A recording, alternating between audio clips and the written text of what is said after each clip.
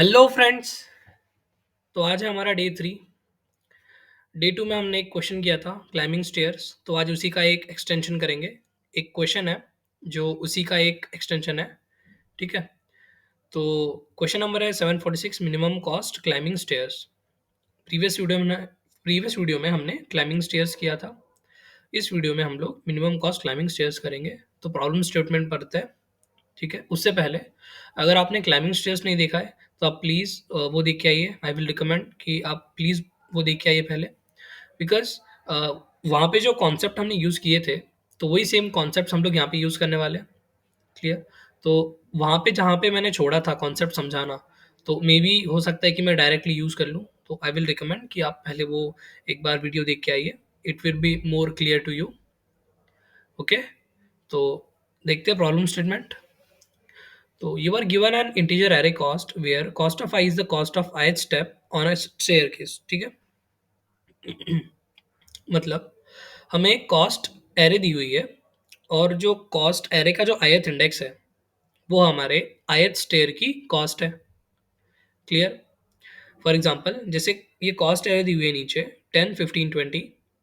तो 10 मतलब zeroth stair की कॉस्ट, 15 मतलब फर्स्ट स्टेयर की कॉस्ट, 20 मतलब हमारी जो सेकंड स्टेयर है उसकी कॉस्ट। हम लोग जो है या तो वन स्टेप ले सकते हैं या तो टू स्टेप ले सकते हैं। सिमिलर टू क्लाइंबिंग स्टेयर्स में भी हम लोग वन स्टेप ले सकते थे और टू स्टेप ले सकते थे। क्लियर? हमें यहाँ पे रिटर्न करना है मिनिमम वैल्यू, मतलब minimum cost to climb the stairs and reach the top. हम लोग जो है या तो जीरो से स्टार्ट कर सकते हैं या तो वन से स्टार्ट कर सकते हैं। प्रॉब्लम स्टेटमेंट में ये क्लियरली मैंशनड है। ओके।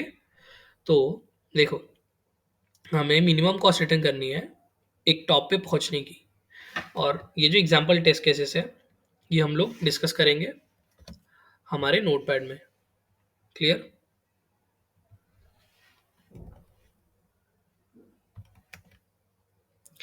तो ये थे हमारे test cases. Let's keep it aside. Okay. देखो, तो फर्स्ट टेस्ट केस जो है क्या कह रहा है कि भाई तीन स्टेयर्स है। ओके, ये हो गई जीरो, ये हो गई वन, टू, थ्री। थ्री मतलब जो है हमारी डेस्टिनेशन है। जीरो स्टेयर का कॉस्ट कितना है? 10। वन स्टेयर का कॉस्ट कितना है? 15। इस स्टेयर का सेकंड स्टेयर का कॉस्ट कितना है? 20। ये स्टेयर का कॉस्ट नहीं लगेगा हमें क्योंकि यही डेस्टिनेशन है। Clear? We can start from zero, we can start from one. Let's say we start from zero now. ठीक है, तो इसे रब कर देते हैं।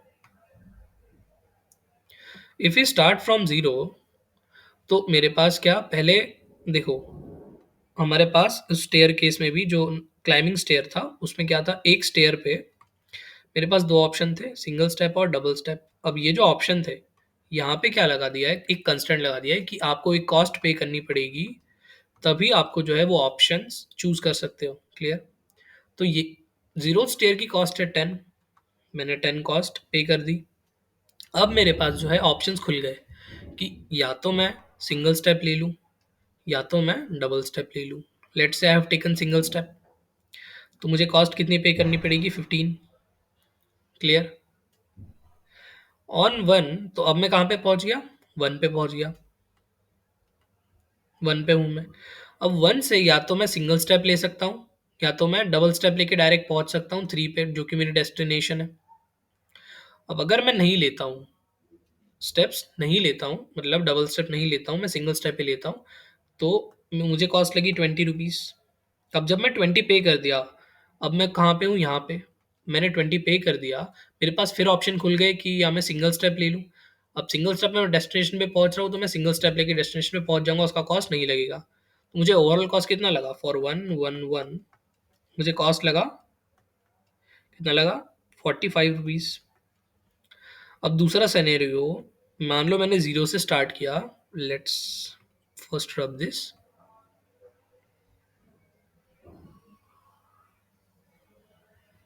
सी, if I started from zero, अगर मैंने ज़ीरो से स्टार्ट करके मान लो सिंगल स्टेप ना लेते हुए डबल स्टेप लिया, तो मैं कहाँ पहुंचा? 2 पे, जिसका कॉस्ट है 15। ठीक। अब 15 कॉस्ट लेके, अब मैंने पे कर दिया 15 कॉस्ट, सॉरी, नहीं 20 है उसका कॉस्ट। क्लियर? कॉस्ट कितना है? 20। मैंने डबल स्टेप ले लिया, सेकंड स्टेयर का कॉस्ट है 20। अब मैं सिंगल स्टेप लेके मैं पहुंच गया डेस्टिनेशन पे। मुझे कॉस्ट कितना पे करना पड़ा? 20 फॉर 2, 1। क्लियर बात? अब नेक्स्ट और एक हम लोग सिनेरियो लेते हैं। कॉस्ट निकालनी है हमें। देखो, पहले अगर मान लो मैंने सिंगल स्टेप ली और मैं आया 15 पे। क्लियर? प्लस अब मैंने क्या किया, यहाँ से सीधा डबल स्टेप ले लिया, मैं 2 पे गया ही नहीं। मैं क्या किया, 0 से 1 पे आया, 1 से डायरेक्ट 3 पे चले गया, जो कि हमारी डेस्टिनेशन। तो मैं पहुंच गया, मुझे कोई कॉस्ट नहीं लगी। मतलब मुझे कॉस्ट कितनी लगी ओवरऑल? 15। अब जो 15 है, 15, 45 एंड 20, जो हमें मिनिमम क्या था, minimum of 15, 20, 15, 45 and 20, minimum is 15। तो मिनिमम कॉस्ट है हमारी 15। क्लियर? तो फर्स्ट टेस्ट केस क्लियर हो गया होगा। Let's rub this.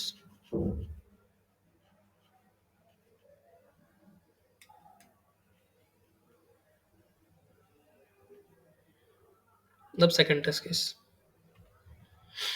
ठीक। सेकंड टेस्ट केस में देखो, मेरे पास 9 स्टेयर्स है। देखो, ये है मेरी फर्स्ट कॉस्ट, 1 कॉस्ट है इसकी 100 है, इसकी 1 है, इसकी 1 है, इसकी 1 है, फिर इसकी 100 है। क्लियर? इसकी 1 है, इसकी 1 है, इसकी 100 है, इसकी 1 है। अब देखो, हमने लास्ट प्रॉब्लम में, लास्ट जो हमने प्रॉब्लम किया था क्लाइंबिंग स्टेयर्स, उसमें हमने ऑल पॉसिबल वेज निकाली थी। ठीक है, ऑल पॉसिबल वेज। तो अब इस प्रॉब्लम में भी हम लोग सारी पॉसिबल वेज पे जाके कॉस्ट कंप्यूट कर रहे हैं, और जो मिनिमम कॉस्ट आ रही है ना, मिनिमम कॉस्ट को हम लोग सिलेक्ट कर ले। ठीक। एक स्टेयर पे मेरे पास दो ऑप्शन है, या तो मैं 1 ले लूँ या तो मैं 2 ले लूँ। अगर मैं 1 ले रहा हूँ तो मान लो लेट से मुझे कॉस्ट 10 आ रही है, अगर मैं 2 ले रहा हूँ तो मुझे 20 आ रही है। तो मैं कौन सी लूंगा? 1 लूंगा ना, जो मिनिमम है इन दोनों में से, जो मिनिमम है, मिनिमम ऑफ 10, 20, तो मैं वही लूंगा, 1 ही स्टेप लूंगा। क्लियर हो गई बात? तो ऐसे ही मुझे, देखो अब यहाँ पे मोस्ट ऑप्टिमल वे क्या होगा, मैं यहाँ पे हूँ, मैं यहाँ से 2 स्टेप लिया, 2 स्टेप लिया, यहाँ से मैंने 2 स्टेप लिया, 1 कॉस्ट पे कर रहा हूँ। ठीक। यहाँ से मैंने 2 स्टेप लिया, फिर मैं 1 कॉस्ट पे किया, फिर मुझे ऑप्शन मिल गए। फिर अब मैं देखो 2 स्टेप पे कहाँ पहुँच रहा हूँ, 2 स्टेप पे मैं पहुँच रहा हूँ 100 पे, जो कि ऑप्टिमल नहीं है। तो मैं 1 स्टेप लेके, मतलब यहाँ पे मैंने 1 स्टेप लिया, इसका कॉस्ट हुआ 1।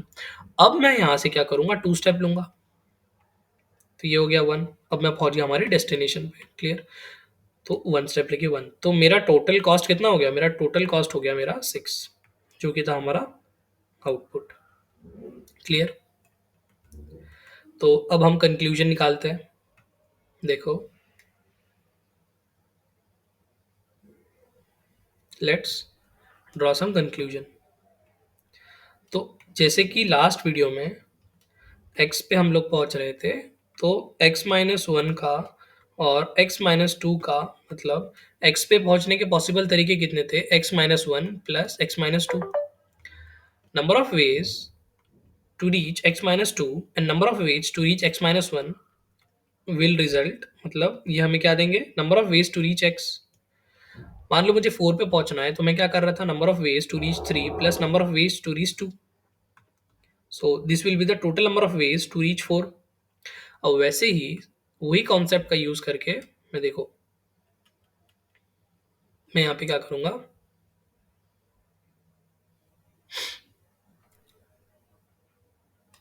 लेट्स से मेरी ये है 0, 1, 2, 3, और ये है मेरी डेस्टिनेशन। डेस्टिनेशन का कोई कॉस्ट नहीं है। क्लियर? तो देखो, 2 पे पहुंचने का कुछ कॉस्ट होगा और 3 पे पहुंचने का कुछ कॉस्ट होगा। लेट्स से कॉस्ट 1 है, उसका कॉस्ट 2 है। अब मैं चेक करूँगा कि भाई कॉस 2 से जो मैं डेस्टिनेशन पे जो पहुँचूँगा, देखो डेस्टिनेशन पे पहुँचने के कितने तरीके, या तो मैं सिंगल स्टेप लेके 3 से आया हूँ, या तो मैं 2 स्टेप लेके 2 से आया हूँ। 2 से 2 स्टेप लिया और मैं डेस्टिनेशन पहुँचा। 3 से 1 स्टेप लिया और मैं डेस्टिनेशन पे पहुँच गया। तो अब जो कॉस्ट है, 3 पे पहुँचने की जो कॉस्ट है और 2 पे पहुँचने की जो कॉस्ट है, उन इन दोनों कॉस्ट में से मैं मिनिमम लूँगा, minimum of cost 1, cost 2। Clear बात? तो इन दोनों में से जो मिनिमम कॉस्ट 1 है और कॉस्ट 2 है, तो वो जो मिनिमम कॉस्ट आएगी जिस जिस भी स्टेयर की, लेट्स से इसकी कॉस्ट है 100 और कॉस्ट 2 है हमारी 50, तो मैं क्या करूँगा, मैं 2 वाली पाथ सिलेक्ट करूँगा। क्लियर? तो मैं 2 से जंप करूँगा डेस्टिनेशन पे। I will not select the path of 3 because उसका कॉस्ट जो है वो ज़्यादा है पे करने का। क्लियर? मतलब वो कॉस्ट जो है 3 से अगर मैं आ रहा हूँ, 3 वाली पाथ को सिलेक्ट करके तो कॉस्ट ज़्यादा पे कर रहा हूँ और 2 से आ रहा हूँ तो कॉस्ट कम पे कर रहा हूँ। तो वैसे ही हर एक स्टेयर पे मुझे 2 चॉइस मिलेगी। या तो मैं सिंगल स्टेप लूँ या तो मैं डबल स्टेप लूँ। तो ये हो गया मेरा चॉइस डायग्राम। अब हम लोग बात कर लेते हैं बेस केसेस की। ठीक है? तो लेट्स मूव इट। देखो अब हम लोग रिकर्सिव कोड की तरफ अप्रोच कर रहे हैं। तो रिकर्सिव कोड के लिए मस्ट क्या है? पहला फंक्शन जो कि इंट रिटर्न करेगा, मतलब वैल्यू रिटर्न करेगा। रिकर्शन ऑफ कॉस्ट आएगी। ठीक है? और क्या जाएगा इनपुट में? इनपुट में कॉस्ट जाएगा और एन जाएगा। एन मतलब हम किस टेयर पे हैं। ठीक है? किस टेयर के लिए कंप्यूट करें या फिर किस टेयर की बात करें। देखो अब आते हैं हमारे बेस केसेस। बेस केसेस क्या है हमारे? Minimum possible inputs, minimum possible inputs. Clear बात? तो मिनिमम देखो, अगर मान लो मैं जीरो पे हूँ और जीरो पे जाना है तो उसकी कॉस्ट लगेगी मुझे सिर्फ, कोई कॉस्ट है, कॉस्ट एरे है, तो क्या थी, 10 थी, 15 थी और 20 मान लो। तो मैं ज़ीरो पे हूँ और मुझे ज़ीरो पे ही जाना है तो कॉस्ट कितनी होगी, 10। तो मुझे इतनी ही कॉस्ट लगेगी। इसका मतलब है कि जब n बराबर ज़ीरो है तो आउटपुट क्या है, मतलब n equals to zero, not 10, n equals to zero, तो इसका आउटपुट क्या है, कॉस्ट ऑफ ज़ीरो। क्लियर? और जब n इक्वल्स टू 1 है तो आउटपुट क्या है, कॉस्ट ऑफ 1। अब देखो मैंने 1 क्यों लिया, क्योंकि क्वेश्चन में मेंशन है कि या तो मैं 0 से स्टार्ट कर लूँ या तो मैं 1 से स्टार्ट कर लूँ। अगर मैं 1 से स्टार्ट कर रहा हूँ, फॉर एग्जांपल देखो ये स्टेयर है मेरी, एक minute, let's clear this, let's move. See, अगर ये मेरी स्टेयर है, ये 0 है, ये 1 है, अगर मैं 1 से स्टार्ट कर रहा हूँ, मैं यहाँ से स्टार्ट कर रहा हूँ, तो मैं इसके करस्पॉन्डिंग कॉस्ट पे करूँगा ना। ये 20 है तो मैं 1 के करस्पॉन्डिंग कॉस्ट पे करूँगा जो कि है 10। अब देखो, तो अगर मैं यहाँ से स्टार्ट कर रहा हूँ, ये हो गया 1, और यहाँ से स्टार्ट कर रहा हूँ, ये होगा 2, 0 और 1, तो इसके करस्पॉन्डिंग जो है डिफरेंट पाथ्स आएगी और इसके करस्पॉन्डिंग जो है डिफरेंट पाथ्स आएगी। आएगी 1 के करस्पॉन्डिंग जो है डिफरेंट पाथ्स आएगी, 2 के करस्पॉन्डिंग अगर मैं 2 से स्टार्ट कर रहा हूँ तो डिफरेंट पाथ्स आएगी। तो मुझे क्या करना पड़ेगा, 2 रिकर्सिव फंक्शन चलाने पड़ेंगे। ठीक है? एक जो हो गया, एक जो मेरा ट्री बनेगा, देखो एक जो मेरा ट्री बनेगा वो ज़ीरो के अकॉर्डिंग बनेगा। जैसे मान लो ज़ीरो पे हूँ, फिर मैं चलो 1 पे चले गया, फिर मैं 3 पे चले गया, ठीक? या तो मैं 2 पे चले गया, ठीक? या तो मैं चले गया 5 पे, या तो मैं चले गया 4 पे।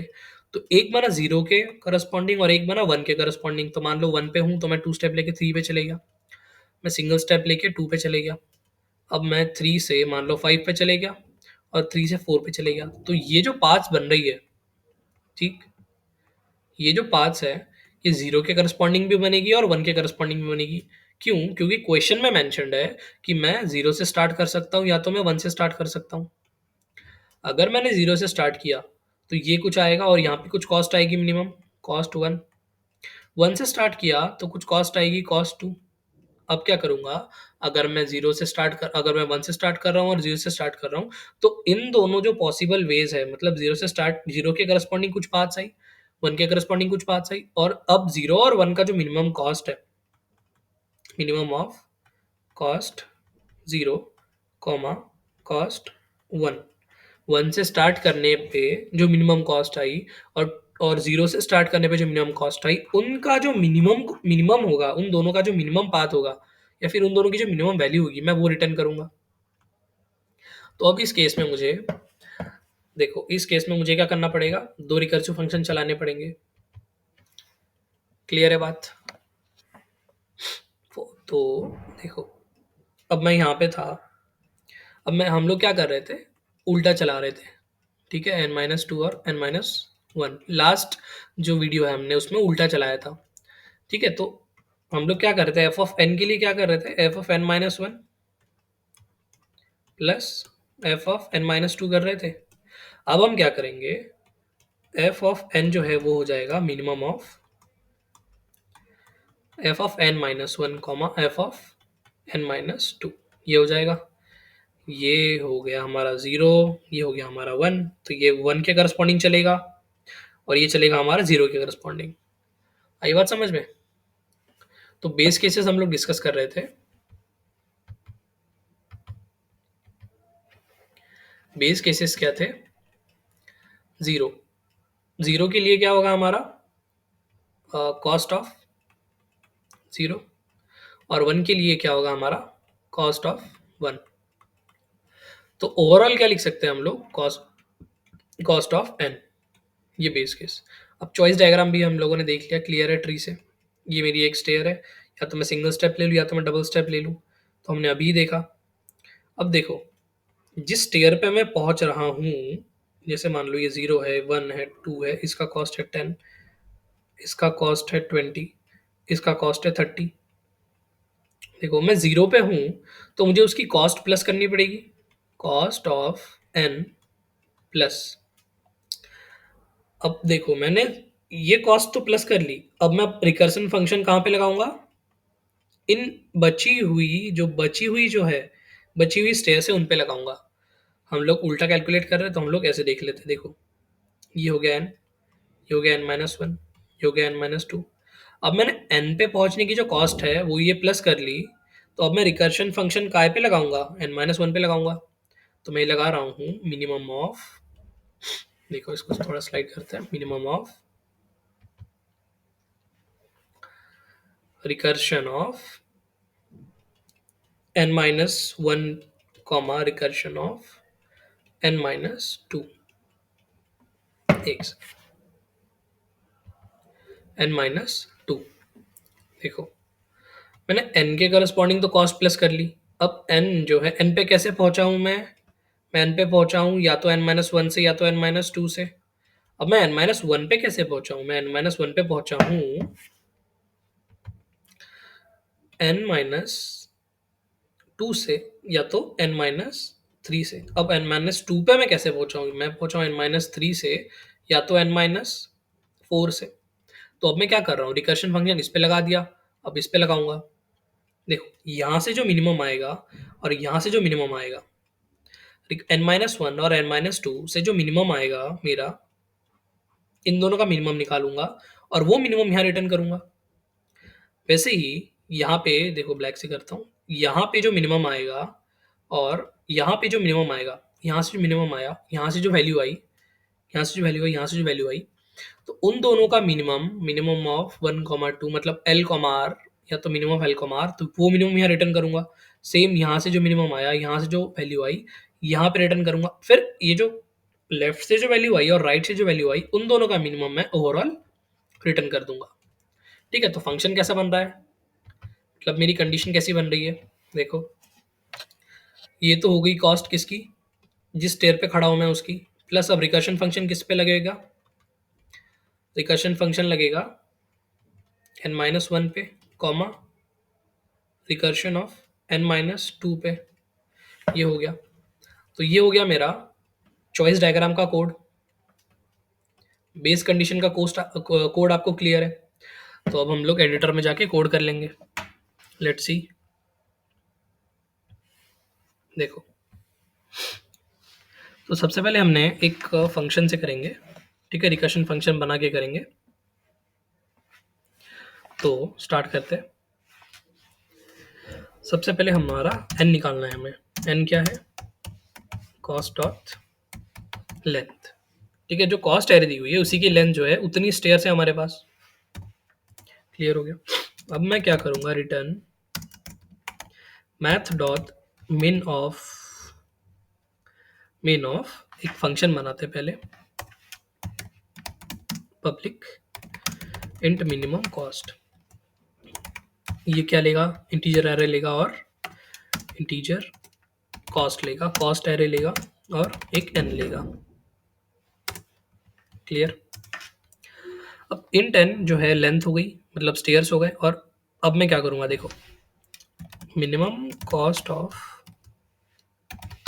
Cost comma n-1 comma minimum cost of n-2।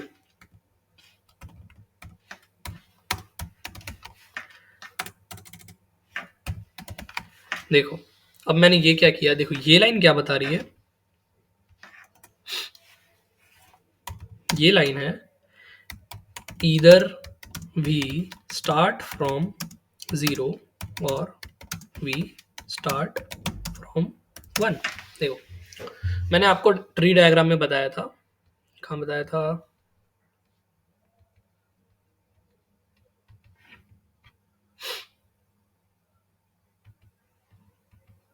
देखो मैंने ये बोला था कि 0 से अगर मैं स्टार्ट कर रहा हूँ उसके करस्पॉन्डिंग कुछ पाथ्स आएगी, और 1 से अगर मैं स्टार्ट कर रहा हूँ उसके करस्पॉन्डिंग कुछ पाथ आएगी, जो कि यही मान लो कॉस्ट 1 कॉस्ट 2। पाथ मतलब कि एक स्पेसिफिक पाथ होगी जिसमें वैल्यू जो है हमारी मिनिमम आएगी, और 1 से अगर मैं स्टार्ट कर रहा हूँ तो ऐसी कोई पाथ आएगी जिससे जिसमें वैल्यू जो हमारी मिनिमम आएगी। तो उन दोनों का जो मिनिमम है वो मेरा फाइनल जो है आउटपुट होगा, फाइनल फाइनल मिनिमम। तो वही चीज़ मैं यहाँ पे कोड में लिखी हुई है, देखो वही चीज़ कोड में लिखी हुई है, math dot mean of cost of n-1 cost of n-2। Clear है?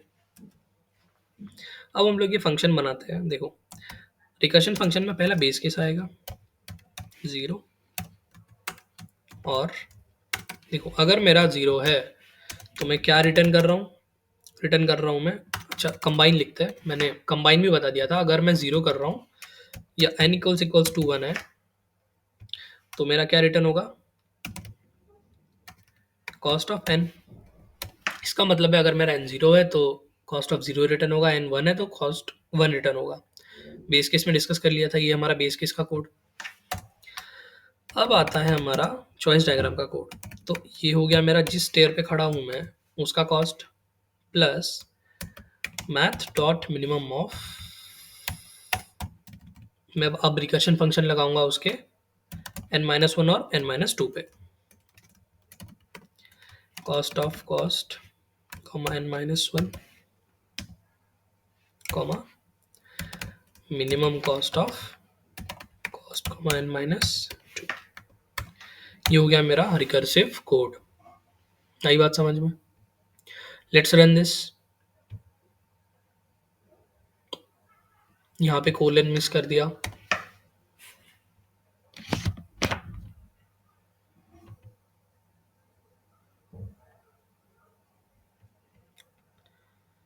कोलन मिस कर दिया हम लोगों ने।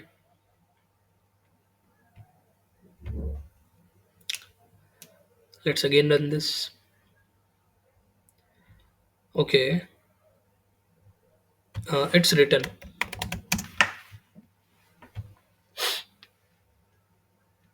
सो आई होप ये एक्सेप्ट हो जाएगा। देखो एक्सेप्ट हो गया। अब जब मैं इसे सबमिट करूंगा तो आपको पता है क्या आएगा, डेली आएगा। क्यों? क्योंकि ये जो है ऑप्टिमाइज है ही नहीं, ठीक है, this is not an optimise solution. देखो टाइम लिमिट एक्सीडेंट आ गया, देखो कितने से केस के लिए फंसा है, 259 पास हो गए 283 में से। अब हमें क्या करना पड़ेगा, इसे ऑप्टिमाइज। अब ऑप्टिमाइज हम लोग करेंगे, आज हम लोग देखेंगे कि इसे ऑप्टिमाइज करते हैं हम लोग मेमोराइजेशन से।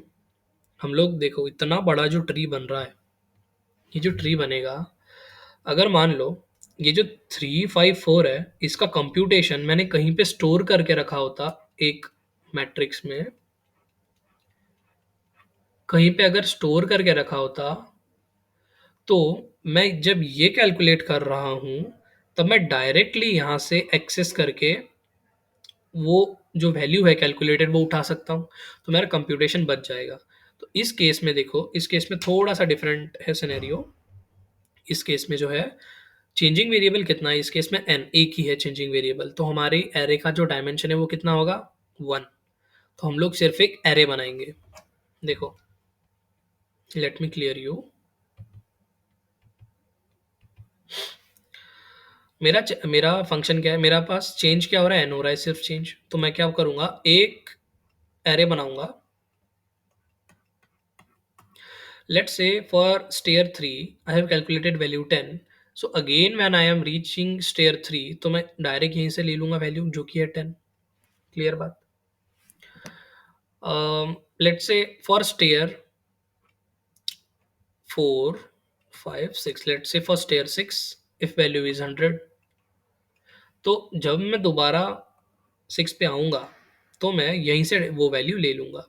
अब यहाँ पे चेंजिंग वेरिएबल एक ही है, तो मेरा एरे का साइज, एरे का डायमेंशन कितना होगा, 1 होगा। और साइज कितना होगा, साइज होगा n+1, क्योंकि n+1 लोकेशन पे हमारा आंसर स्टोर होता है। क्लियर है। So let's do memoized code. तो अब इसमें एडिट करेंगे। पहले तो हम लोग क्या करेंगे, एक बना लेंगे हम लोग पहले एरे, जिसका नाम होगा dp equals to new int, comment में क्यों है, न्यू इंट n+1। बन गई हमारी एरे। अब हम इसे इनिशियलाइज करेंगे -1 से।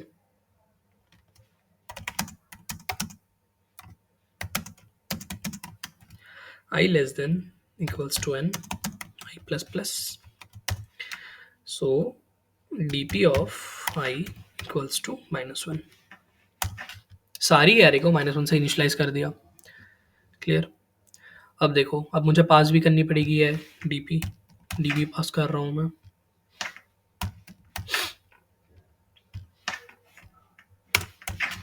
ठीक, रिसीव भी करनी पड़ेगी अगर मैंने पास की है तो। ये कर रहा हूं मैं पास। ओके, तो अब मैं रिटर्न करने से पहले डीपी उस इंडेक्स पे उसकी वैल्यू स्टोर कर लूंगा। डीपी ऑफ एन हो गया। Is it clear. और कंप्यूटेशन करने से पहले मैं एक चेक लगा दूंगा कि भाई वो ऑलरेडी कंप्यूटेड है क्या। Is not equals to -1, then तो वहीं से अगर कंप्यूटेड है तो वहीं से क्या कर देंगे हम लोग, रिटर्न कर देंगे DP of n. Is it clear. I hope कि क्लियर हो गया होगा। तो यह है हमारा memoize code. Let's run this.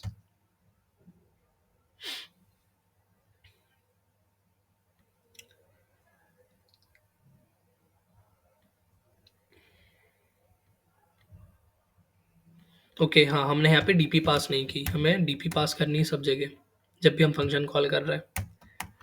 Okay,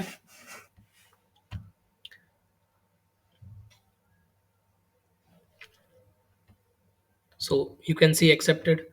अब सबमिट करके देखते हैं, जो टीएलई आ रहा था अब वो नहीं आएगा। क्यों, क्योंकि ये ऑप्टिमाइज कोड है।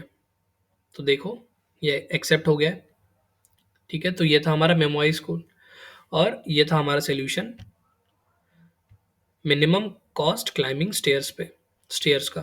तो अगर आपको कोई भी डाउट हो कमेंट सेक्शन में पूछ लेना। ओके, तो डेडिकेशन के साथ आप सीरीज़ कंटिन्यू करो। ठीक है, तो नेक्स्ट आई थिंक मैं थोड़ा सा वेट चेंज लाऊंगा क्वेश्चन में। तो सबसेट रिलेटेड कुछ क्वेश्चन करेंगे हम लोग, सबसेट प्रॉब्लम देखेंगे। ओके, इस वीडियो के लिए रिकमेंडेशन थी कि आप प्रीवियस पहली वीडियो देख लीजिए, और जो नेक्स्ट वीडियो होने वाली है उसके लिए आपको नैपसैक का थोड़ा सा आइडिया होना चाहिए, बिकॉज नैपसैक एक स्टैंडर्ड प्रॉब्लम है, उस पर बेस्ड बहुत सारी प्रॉब्लम्स होती है। ठीक है, डीपी की एक स्टैंडर्ड प्रॉब्लम है नैपसैक, उसके वेरिएशंस होते हैं different different. So please watch that video. And if you are liking that content, liking the content, please like, share, and subscribe. Subscribe करो ताकि आप लोग को मतलब जो जब भी मैं डाल रहा हूँ वीडियोज़ तो आपका कुछ मिस आउट ना हो। और बेल आइकन तो होती है, तो आप उसको कर सकते हो, तो रोज़ 8 बजे हमारा वीडियो आता है, ठीक है? तो आप उसे प्रेस कर लेना तो आपको नोटिफ़िकेशन आ जाएगा। सो लेट्स कंटिन्यू, हम लोग आगे 100 डेज़ तक कंटिन्यू करना है, ओके? सो मिलते हैं हम डे 4 में।